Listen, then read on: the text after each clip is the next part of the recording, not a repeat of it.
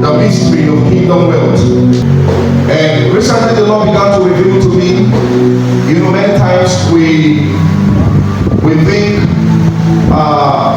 kingdom wealth has to do with the physical possession that we have. But the Lord began to open my eyes to some scriptures which I will share with us this evening.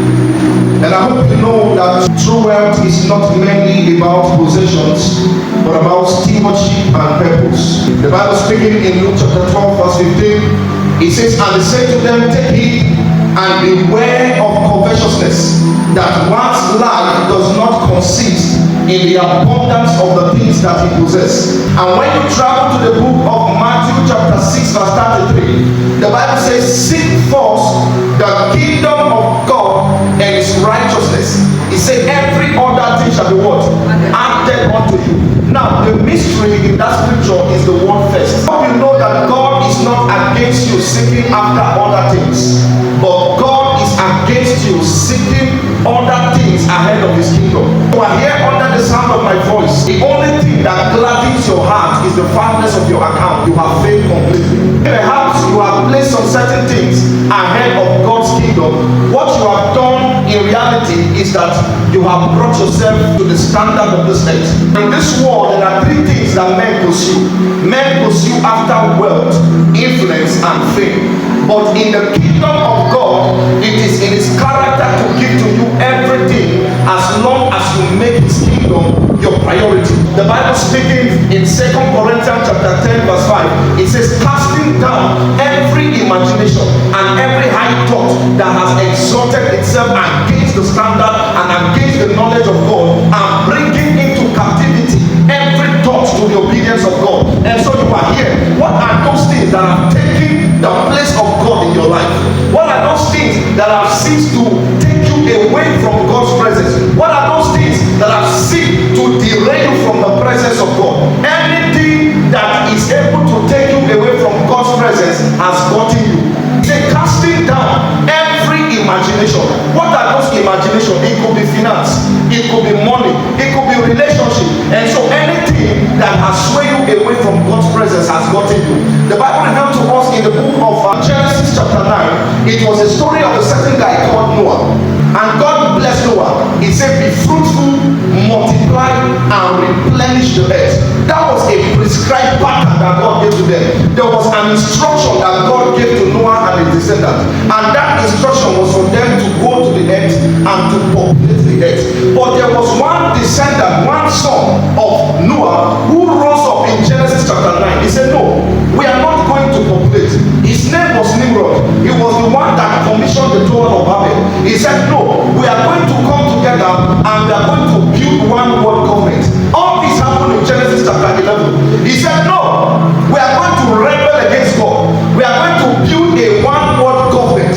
And when you study Genesis 11, there are three things that these men were pursuing. One of the things they were pursuing was purpose. The other thing they were pursuing was name. And the third thing they were pursuing was security. They did everything they could to get a purpose, to get name, and to get security. Everything they did. But when you read the scripture, you realize that they did not succeed. But in Genesis chapter 12, God came to a certain man called Abraham. God told Abraham, "I know you are wealthy. I know you are rich. Follow me and I will give to you three things." God said, "Abraham, if you follow me, I will give to you purpose. I will give to you a name, and I will give to you security." And so in this world, there are two kinds of people that exist. There are those that are living in Genesis chapter 11, and there are those that are living in Genesis chapter 12. Those living in Genesis 11 are those who want to get wealth by all means. Those who want to get name by all means. Those who want to get security by all means. But those living in Genesis 12 are the ones like Abraham, even with the possession they had, even with the cattle, the gold and the silver, they decided to abandon everything and to follow God. There are two kinds of people. And so tonight, you are going to be asking yourself, where do you belong? Do you belong in Genesis 11 or are you in Genesis 12? Praise God. And when you study the account of Moses, the Bible says when Moses wanted to go to the ministry, that you hold in your hand? Moses said it is a rod. And I hope you know that the rod that Moses held represented Moses' ministry. The rod that Moses held represented Moses' career. That rod represented Moses' skills, his talent. It represented Moses' business.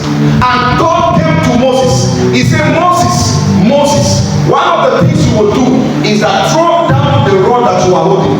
Just as God is telling you that thing that you are holding high esteem, what God is saying, throw it down. And when Moses threw it down, it turned to serpent. And Moses ran away. And so what God was trying to tell Moses is that that thing that you are holding high esteem, above the knowledge of God, it is a serpent, it will bite you. There are things you hold, there are things you have, you are thinking they are the things taking care of you. In reality, they are serpents. If you don't throw it down just like Moses did, it will bite you and it kills. God told Moses, throw it down. And when Moses threw it down, it became a serpent. And Moses fled and he ran away. And God called him back and said, Moses, go back to that same thing. Grab it. But this time, don't hold it at the head. Hold it at the tail. I hope you know, holding the snake at the tail is a very dangerous thing to do. A very dangerous thing to do. But God told Moses, hold it at the tail. And when Moses went there, Moses held it at the tail, and that serpent became a rod. That thing that you are holding high esteem, go back and hold it at the tail. Let Jesus be your number one. That business that you are holding high esteem, that you cannot do anything without that business, what Jesus is telling you, hold it at the tail. Let me be your number one. Let me be your author and the finisher of your faith. Praise God. And so, whoever God calls, what God does is that he equips that man. Whoever God will promote, God prepares the man. Praise God. And I hope you know that true wealth begins by understanding purpose. True wealth begins by understanding purpose. And kingdom wealth is far beyond material things. It is far beyond financial abundance. It begins by understanding fundamental truth. And I hope you know that everything that exists on this earth were created with a purpose. And even the money that you have is no exception. And so purpose is what defines you. Purpose is what defines why you exist and what you are created to accomplish. You are here, you have not discovered your purpose. It's a very serious thing. The influence of money on our life is so important that Jesus needed to preach more on money than he did on any other topic.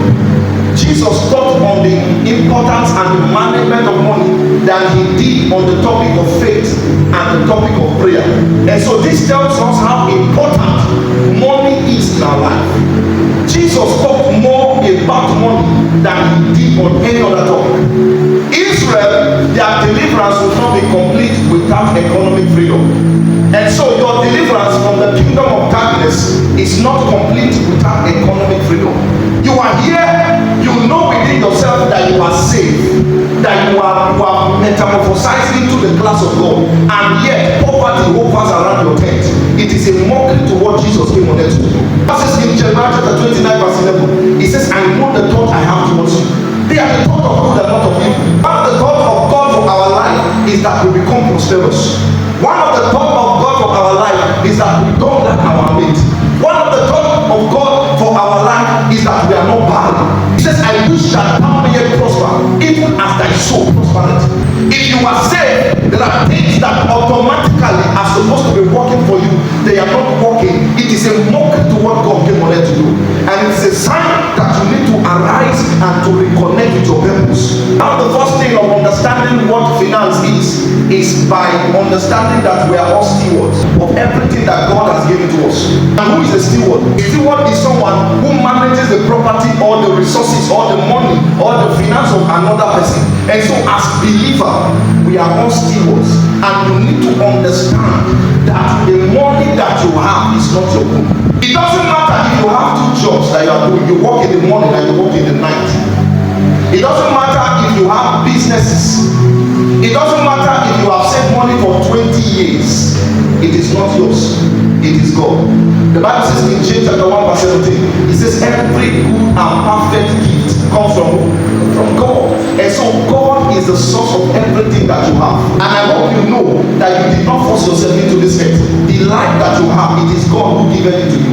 Paul says in him we live, we move, and we have our being. And so God did not only give you a physical life, God is the source of the wealth that you have. God is the source of the talent, your skills. No wonder Deuteronomy 8 verse 18 says, thou shalt remember the Lord thy God, for it is he that giveth thee power to get wealth, that he may establish the covenant that he has sworn unto your father unto these days. Everything that you have, God gave them to you. One of the ways of becoming responsible with your money, one of the ways of becoming responsible with your finances is for you to know that the money that you have is not yours, it is God. And those with ownership mentality, they try to do everything themselves, but a steward are those that receive freely from the blessings of God. A steward. And so God came to Abraham. He said, Abraham, leave your father's house, leave the earthly definition of money, leave everything. I know you have everything it takes for a man to be prosperous in life. Leave them and follow me. And the Bible says, and Abraham followed God. And in Genesis chapter 13, the Bible says, and Abraham was blessed. God did not just bless Abraham with physical blessing. God blessed Abraham both physical and spiritual. There are a lot of people today, you are blessed physically, but your spiritual bank is bankrupt.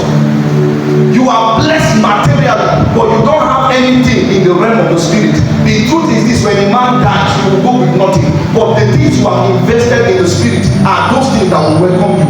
When a man drops dead, nothing will go with you. But all your spiritual investment, they will greet you. Everything you have done in the spirit will greet you. Everything you have labored for God's kingdom, they will greet you. And God does not give resources without a reason. God does not give resources without a reason. I hope you know that before God created man, what God did was that he first of all prepared the earth and everything Adam needed for survival. And so you are here, you are struggling to get wealth, you are struggling to access wealth. It's a sign that you need to reconnect with your purpose. For where there is purpose, provision flows. And so you are here, you have not discovered your purpose. It is a sign that you need to go back and ask God, Lord, what is my purpose? One of the things or the topic I hardly preach is money. I hardly preach on it. But then I was studying scripture, I realized something very profound. Very, very profound. That do you know that greed can actually take one to hell? Now listen everybody. Greed can take men to hell. I have seen people who come to church, they pray, but their heart is filled with greed. I was studying scripture in the book of Matthew chapter 19. There was a certain man, he was very wealthy. He went to Jesus as a good man. Oh, good master. And Jesus looked at him, why call it me good? No one is good except my Father. Asked Jesus a profound question. He says, what can I do to have eternal life? And Jesus says, you must stop fornication. You must stop adultery. You must stop bearing false witness against your neighbor. You must stop doing this. You must stop doing that. And he started to protest. He said, but I have not done this even for my youthful age. All these things that you mentioned, I have not done any. And Jesus now said, also, go and sell your possession and give them to the poor. And guess what the man did? The man looked at Jesus from head to toe and he just got angry and he walked out of Jesus. That was the end. We heard about the man. Remember, he asked the question, what can I do to have eternal life? That means if you are not giving to the poor, it's possible that you can go to hell. There was a man in Luke 19. His name was Zacchaeus. Zacchaeus heard that Jesus was going to a certain city called Bethany. And the Bible says, and Zacchaeus climbed up a tree. And when Jesus came down to that place, Jesus looked up and saw Zacchaeus. He said, Zacchaeus, Zacchaeus, come down. And Zacchaeus said, Lord, how can I do to follow you? And he said, Jesus, I am ready to sell all my possession. He said, I am wealthy, but I am ready to give up everything I have to the poor. And Jesus said, today, salvation has come to your house. Why? Just because he said, I am ready to sell everything I have and to give to the poor. And Jesus looked at him and said, today salvation has come to your house. Greed is one of the things that even God hates. Now let me take us back to Genesis. There is a law called the law of first mention. First mention states that anytime you hear anything new, if you hear a doctrine, you hear a subject, what you're supposed to do, you're supposed to go back to the Bible and check where this thing was first mentioned. I heard a lot of people talk about tithes. You give your tithes, Lord will open the windows of heaven and he will pour down rain. But did you know that that is not the law of first mention of tithes? That was mentioned in the time of Abraham. The Bible says Abraham came back from war. He went to rescue Lot. While he was coming, Abraham encountered two kings on his way. The first king Abraham met was the king of Salem. And Abraham met another king called the king of Sodom. I have a teaching I call the clashes of kings. The clashes of kings, where the king of Salem and the king of Sodom meet. And so Abraham met the king of Salem at first. And when Abraham met the king of Salem, who is the person of Melchizedek, the Bible says Abraham gave this man tithes willingly. Abraham gave Melchizedek tithes. Why did Abraham give Melchizedek that tithes? It was found when Abraham met the second king. When Abraham was going, he met the king of Sodom, which represented demon. The king of Sodom, which represented Satan. The king said something. He says, Abraham, give me all the souls that you have. Go to my kingdom and take everything that you need and become rich. Abraham was coming with Lot and every other guys. And when the king came, he looked at Abraham. Abraham is having so many people around him, so many souls. And he said, Abraham, I need the souls of all the men that you have. Give them to me. Go to my kingdom and take everything. Until today, that is what Satan is interested to do. Devil is interested to give to you everything as long as you give him your soul.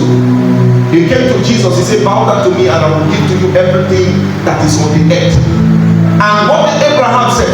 Abraham looked at the king. He said, not even a shoelace will I take from your kingdom.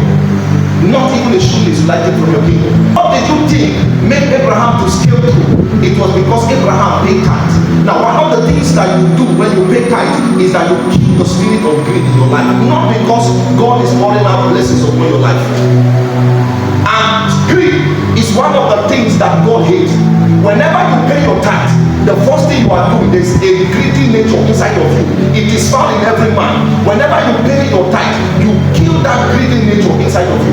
I hope you know when a child starts to talk, one of the first things they start to say is me, mine, me, mine. That greedy nature is found in them.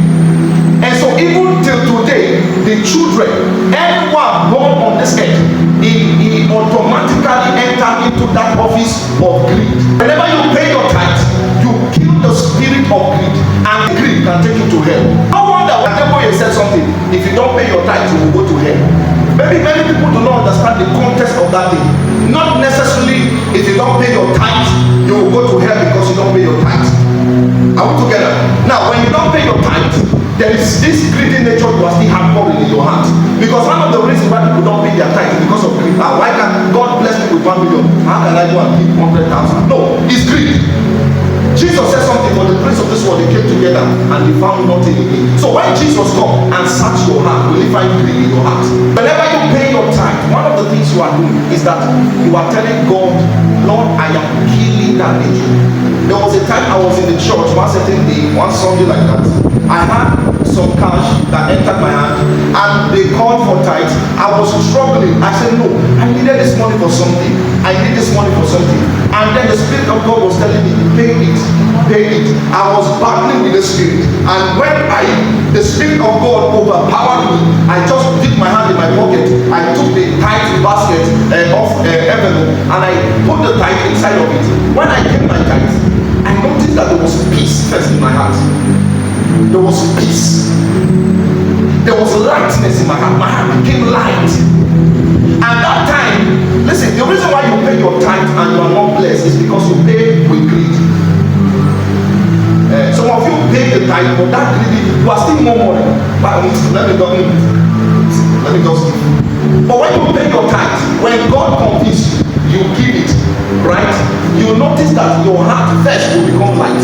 You will find peace. After that day, I paid this tithe. Before I left service, I still received another more. Why? Because my heart was open to receive more. That is where God says, and the windows of heaven shall be poured unto you. The windows of heaven cannot be poured if your heart is filled with wickedness. If you are still harboring evil in your heart. The only time that God will pour out the windows of blessings upon your life is when your heart is open. When your heart is open, when you find peace in your heart. Anytime you pay your tithe and you are not finding peace in your heart, there's a problem.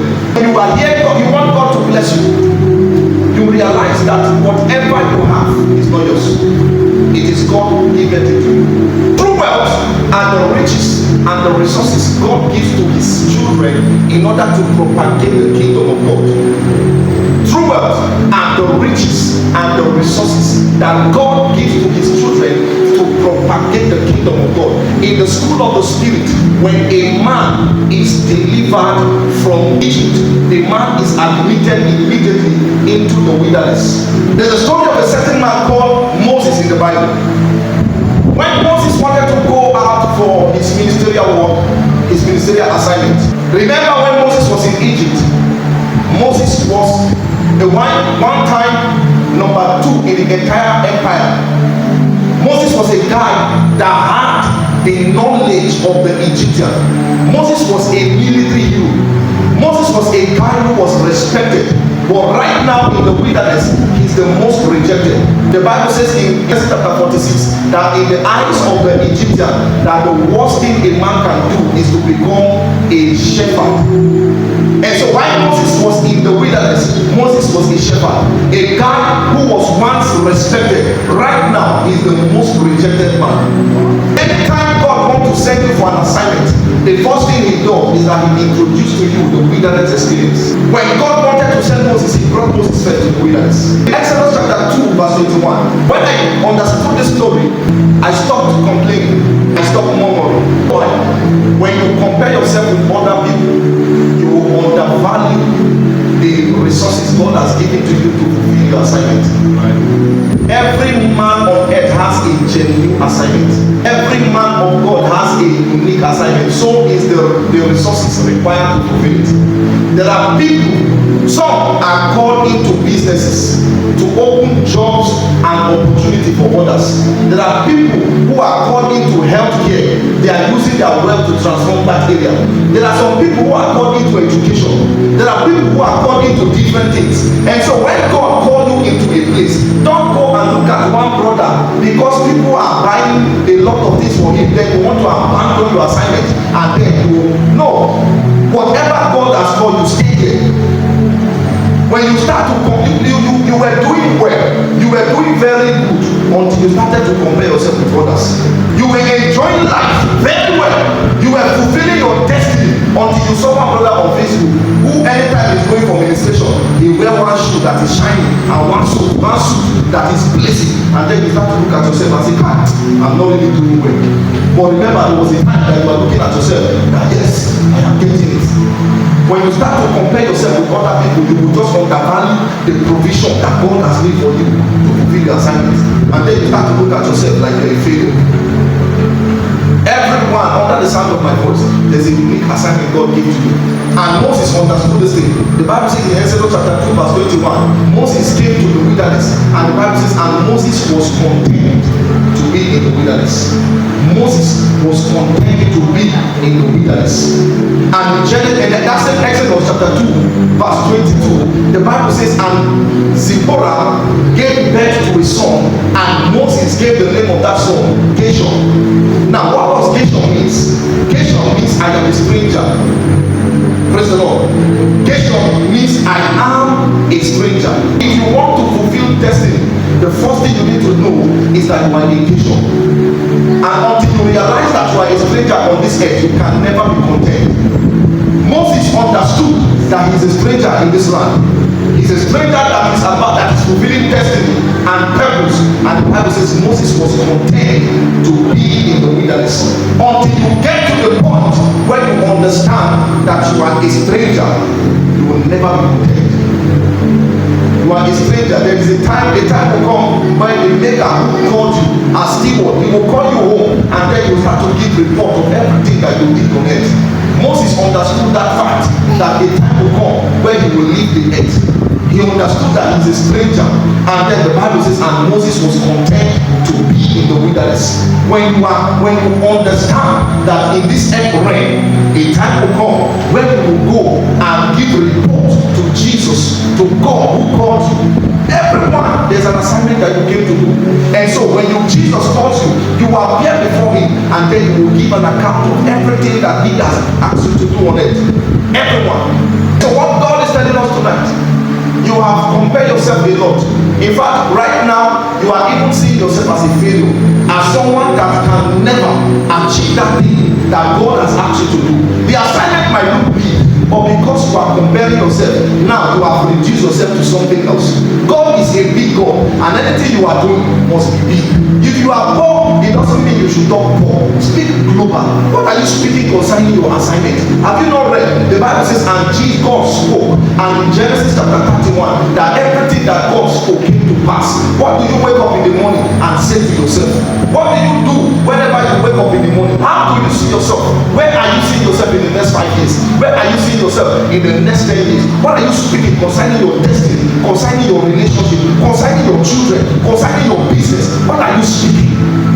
It's not just to wake up in the morning, just take your bed, eat, take the children to school, or prepare for work. No! There are better things that God has for us on earth. Better things. And you are here, you want to fulfill destiny. You must be able to guard your heart. Because failure begins from the heart. If you fail from the heart, you have failed completely. Here you are part of a community that believes in the power of witchcraft. The most critical witchcraft you need to fight are the ones in your heart. If the witchcraft in your heart cannot kill you, no cook outside can kill you.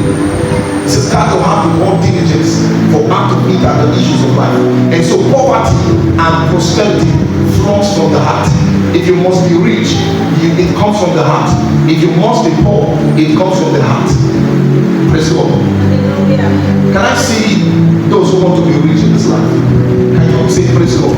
Praise God. You know you want to be prosperous in life. Can I hear you say amen? Amen. And I want you to know, when I talk about prosperity, it's not about material things. Prosperity is not about the billions you have in your account. It's not about the 10 million you have in your account. If you have 10 million in your account and you are not fulfilling the purpose of God on earth, you are poor. It happens to Abraham.